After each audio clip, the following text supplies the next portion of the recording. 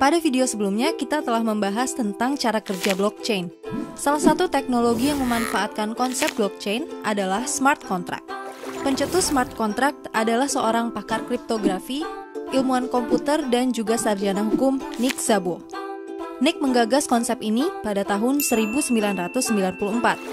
Fungsi smart contract pada dasarnya hampir sama seperti kontrak konvensional, sebagai sebuah dokumen yang mengikat perjanjian atau kesepakatan antara beberapa pihak.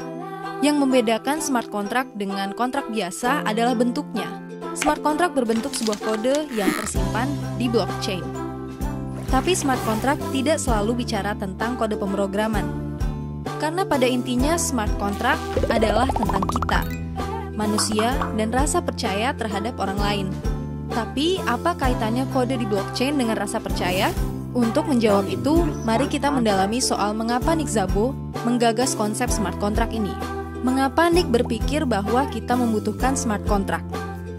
Banyak aktivitas di keseharian kita mengedepankan rasa kepercayaan, terutama aktivitas yang melibatkan transaksi menggunakan uang.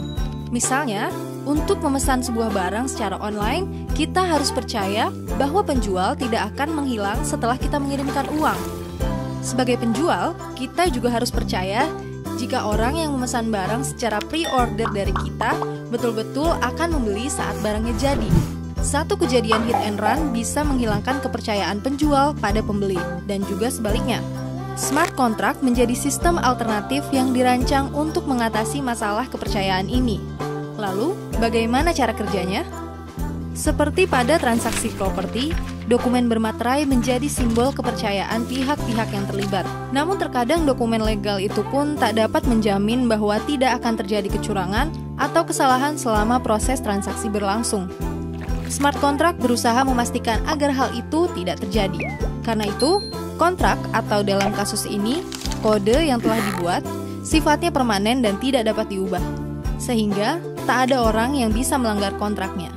Karena smart contract berada di blockchain, maka ia terdistribusi dalam jaringan. Ini berarti ada banyak orang yang melihat dan memvalidasi kontrak yang kamu buat. Nick Szabo menggunakan analogi vending machine untuk menggambarkan konsep smart contract. Ketika kamu haus dan butuh minuman dingin, kamu bisa memasukkan sejumlah uang dan mesin akan mengeluarkan minuman yang kamu pilih. Pada smart contract, ketika kamu ingin mengikat sebuah perjanjian, kamu bisa memasukkan ketentuan perjanjian sesuai keperluanmu. Dan smart contract akan mengeluarkan kontrak yang memastikan bahwa kesepakatanmu tak akan dilanggar. Misalnya, kamu ingin membeli sebuah game baru, namun kamu belum yakin dengan kredibilitas penjualnya. Begitu pula dengan sang penjual. Sehingga kamu dan penjual sepakat untuk menggunakan smart contract dan membuat kontrak virtual dengan ketentuan yang kalian buat sendiri. Smart contract bekerja dengan logika jika, maka. Jika kamu berhasil melakukan pembayaran sebelum kurun waktu 1x24 jam, maka kamu akan mendapat nomor seri game yang kamu beli tepat 1 jam setelah pembayaran. Jika dalam waktu 1 jam kamu belum mendapat nomor serinya, uangmu akan segera kembali. Jadi setelah memilih game yang kamu inginkan, kamu membayarnya dengan sejumlah koin digital lewat blockchain. Lalu kamu mendapat bukti pembayaran dan nomor seri game pilihanmu tepat 1 jam setelah pembayaran berhasil. Logika yang sama juga bisa berlaku untuk transaksi lain, dan kamu dapat mengubah isi kontrak dan perjanjian sesuai dengan kebutuhan transaksimu. Ini adalah contoh sederhana di antara beragam implementasi smart contract. Namun pada kenyataannya, penerapannya tak bisa semulus imajinasi kita, karena masih ada masalah yang muncul dalam penerapan smart contract. Bicara soal kesepakatan dan janji, berarti kita sedang bicara tentang manusia. Sifat smart contract yang absolut, di satu sisi menghadirkan rasa aman bagi orang yang membuatnya. Namun, di sisi lain ia menjadi kaku, karena ia tak mampu mengakomodasi konteks sosial antar manusia yang kerap muncul pada kontrak di dunia nyata. Masalah lainnya adalah sulitnya menjaga privasi. Kontrak-kontrak di dunia nyata menuntut kerahasiaan, baik karena alasan hukum, keamanan pribadi, kenyamanan orang-orang yang terlibat, ataupun gabungan ketiganya. Sementara smart contract tersebar di seluruh jaringan blockchain, sehingga semua orang di jaringan dapat melihat kontrak-kontrak yang telah dibuat.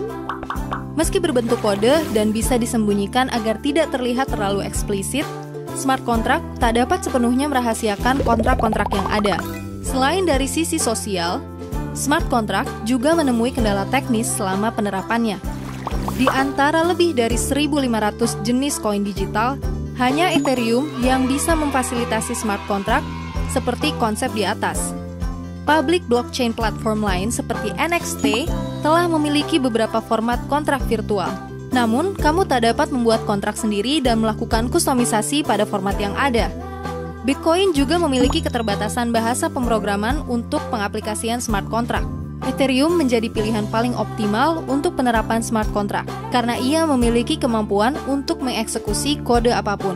Meski menjadi pilihan terbaik di antara cryptocurrency lainnya, Ethereum juga memiliki kekurangan, yaitu kapasitas transaksi. Saat ini Ethereum hanya mampu menangani rata-rata 25 transaksi per detik. Sebagai perbandingan, PayPal mampu menangani rata-rata 193 transaksi per detik.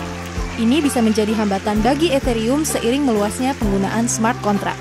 Kita juga tak dapat memungkiri kemungkinan terjadinya kesalahan penulisan kode oleh orang yang membuat kontrak virtual. Salah satu contoh kesalahan coding yang cukup fatal adalah kasus peretasan The DAO pada Februari lalu. Kasus ini hampir menghilangkan aset smart contract senilai 3,6 juta Ether atau senilai 70 juta dolar saat peretasan terjadi. Saat ini smart contract memang belum mampu menangani perjanjian kontrak dengan skala yang masif ataupun konteks sosial yang kompleks. Namun smart contract saat ini bisa menjadi salah satu metode untuk automasi dan pengelolaan database yang terdistribusi dalam jaringan. Nah, sekarang bagaimana pendapatmu tentang analogi vending machine yang digambarkan oleh Nick Szabo?